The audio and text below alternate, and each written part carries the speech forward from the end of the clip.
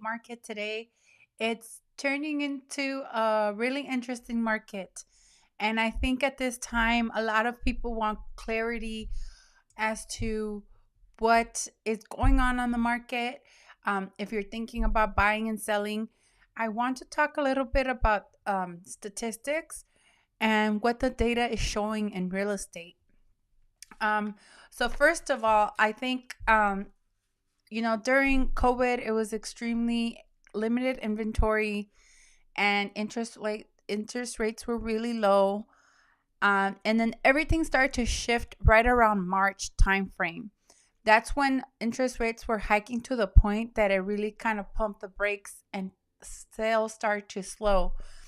And when I mean sales, it wasn't like there wasn't a lot of buyers. It was still a lot of pent up demand. And then I think a lot of sellers realize that, hey, the interest rates are rising, prices are just continuing to rise. So I might as well list my home now. And they decided to list. So inventory started rising as of March last year. So I wanted to compare this year to last year as to how we're doing in the real estate market. Would you believe that this week, this past March, was the most number of home sales in quite a bit of time, um, because compared to last year. So all of last year, the number of sales were down, but this past year there were approximately 418,000 100,000 sales in the whole United States. So what this is showing is that there's still a lot of activity in real estate. And as a real estate agent, I was showing property this weekend in Los Angeles, and the inventory is extremely tight. It was very difficult to even find houses to show. Most of the houses were just horrendous or like being sold with tenants. Um, and the few homes that were available and vacant to see had several buyers there. So it's important to note that as the uncertainty continues to come to the real estate market, what happens is that most people who sell their home also want to buy a home, which is what I wanted to talk. If you were one of these people that are thinking, I want to sell this house to buy another house, and because there's uncertainty, everybody's just waiting, and it just tightens and tightens the market as to what we're experiencing right now.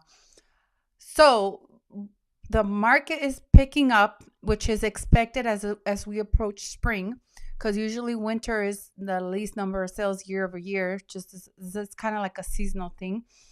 But this year compared to last year, there are a lot more sales going on, and the inventory is less because last year this time was when more people started to list their homes.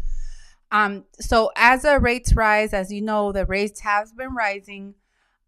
This has just made, I think, consumers extremely price sensitive.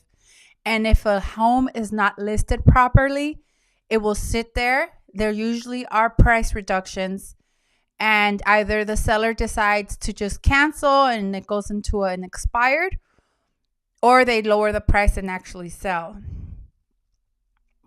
So that's something I've noticed with the inventory. So what are factors that could cause a change at this time? Because what I see is just pent up demand. Buyers who want to buy, sellers who need to sell to buy, and everyone's kind of just waiting it out and see when would be a good time to do something, which is what I'm going to talk about, how you should wait. But there's no signs.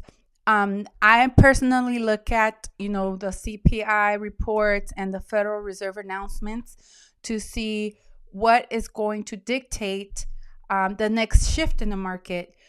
I personally think, my personal opinion, that is, you could take it as a absolute half of a grain of salt in a big ocean, is that the Federal Reserve will continue to rise rates um, this year, and maybe until maybe next year, because we they were just sleeping on the wheel for so long, and there's just so much inflation that we're still haven't really tackled what needs to be tackled in our economy.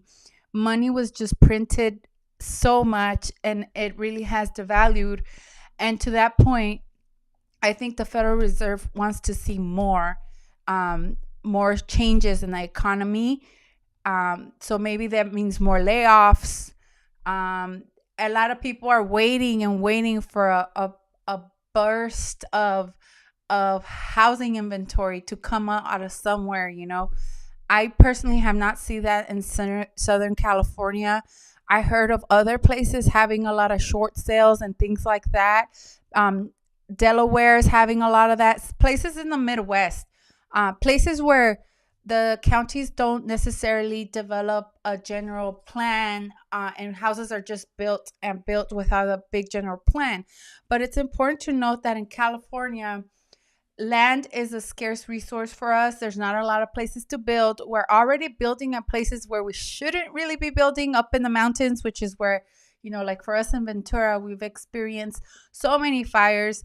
So developing in California is costly. And there's like, they look at water, a lot of like infrastructure issues. They In California, they really plan these things out and they make it more difficult for houses to be built because they want everything to be fully be able to be sustained in the long term, versus other places like Texas and and Arizona, where it's a lot easier to build, but there's questions whether there'll be water for them in, I don't know, 50 years. So that's a reason why in California, the prices are being sustained. That being said, it is very different market to market. So Orange County is doing really well sustaining prices, but let's say San Francisco, their housing prices are going, they're worse than they were before COVID. Okay, so if you're interested in your particular area, make sure to reach out so I could do a specific report to your address. Okay, now I'm going to talk about the main topic for people that are in this trend of waiting to sell to purchase another home.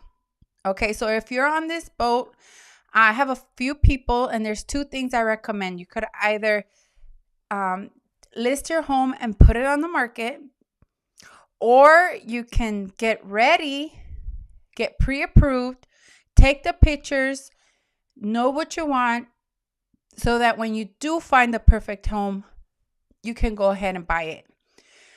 Because what's gonna end up happening, if like you're just like, okay, well, when I found the perfect home, I'll get pre-approved, I'll do this and this and that, it's highly unlikely that your offer will be accepted if you don't show that you've done the groundwork, and you need to go contingent.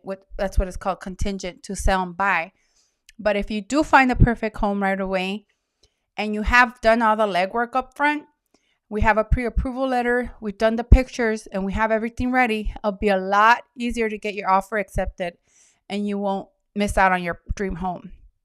I personally purchased my dream home this past in November timeframe, and let me tell you something. If you're looking for your dream home right now, and you want to find something that is like a fixer upper, it's a perfect time, because sellers are willing to give concessions. They're willing to work with the buyers. Something that was not happening even last year this time. Sellers were still very demand because the inventory was so tight. So I was able to get a huge price reduction, get credits, and get the house that I wanted. Okay, so if you're thinking about that, just go ahead and contact me for a specific report for your home. That's one way to do it, where you take the pictures, do all the information for the database, and get pre-approved. Getting pre-approved is really important, because that can help you figure out how much money we're going to get from the sale of your home, how much money you have down, and then how much money you will put to the purchase. Okay, another way to do this, if you don't want to do this, is I'm always going to tell you to get pre-approved, is to actually list your home and put it out on the market. And in this situation, you put your house out on the market, you start showing it, you start accepting offers and doing open houses. At the very same time, you're also looking at homes. and we write a contract and structure the sale of your home so that you have ample time to purchase that other home and purchase the other home and do your move. We could rent the house back for you. We could put that into the marketing comments, which is something that, before, when you had a contingent offer, they kind of put your offer at the end, but now sellers are willing to accept these type of offers. Another thing is that you can make the sale of the home saying, I'm not going to sell my house until I for sure have another house, and we could close it at the same time. Okay, so there's two things that we could do here. Like I said, get yourself ready, take the pictures and stand by, or be super active and list your home while you're out there looking for the home that you want. So if you guys have questions about this process, go ahead and send me your questions. I would appreciate it. If you want a specific price for your home based on the market, let me know. Interest rates, like I said, are hiking and are rising, and I cannot predict what that would say. If I knew what the interest rate would be, I would be having a vacation right now. But I don't. So all we can do is prepare and keep striving for our goals, keep doing what we need to do, and be prepared. So that's what we can do. And if you need help with your personal situation, please let me know. As I told you, if any of you are renting, things aren't going to get better either. Prices are expected to rise, as I said last week.